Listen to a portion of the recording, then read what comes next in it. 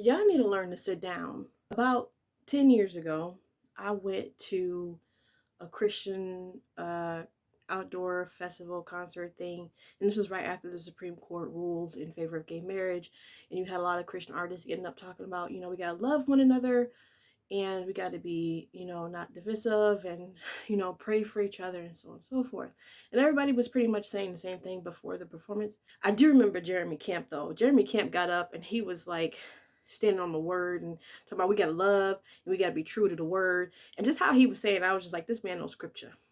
He know the word. He know the Lord. After him, sometime, there was Newsboys, and Michael Tait came out. Now, Michael Tait was saying the exact same thing that the other Christian artists were saying, but it was how he was saying it just didn't sit right with me. It sounded like he talking about himself, and there's some other stuff going on. I don't know, but it was just like I felt immediately uncomfortable.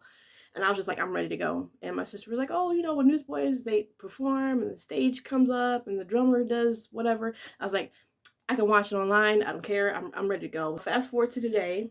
I'm not surprised, but I am saddened that this has happened. And I pray for the victims. I pray for the people that are affected, because when people do these kind of behaviors, sexual abuse, drugs, drug abuse, alcohol, it affects a lot of people. There's a huge ripple effect. And I pray that God's strength, his comfort, and his peace come upon all these people.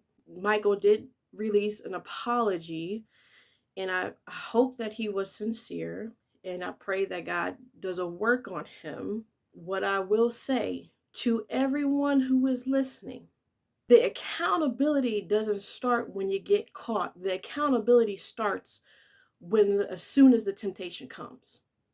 When the temptation comes, that's when the accountability should start.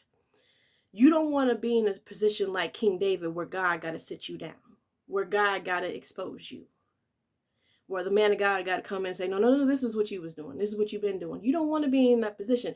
Anytime you get in front of a camera, anytime you get a microphone, you get on a platform, you get on a stage, you get on a pulpit, and you tell the world that you are a Christian, people are going to hold you to a higher standard. They're going to hold you to a higher standard, and they're going to look at you as an example of what a Christian is supposed to be.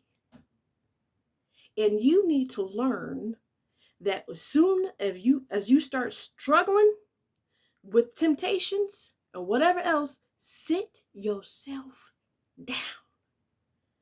As soon as they come, if you struggling and you praying and they still there, go on a fast, go on a sabbatical, get a therapist, get a pastor, or whatever else, whatever you need to do. If you got to sit down and sit down for good, sit yourself down before you act out on these things, and before it becomes something else. And because the moment it starts to become something else, and you still want to grab that mic, now people are looking at you, and they're seeing a gospel that's supposed to be preached, and they're seeing it preached by a hypocrite. So before you act out, sit yourself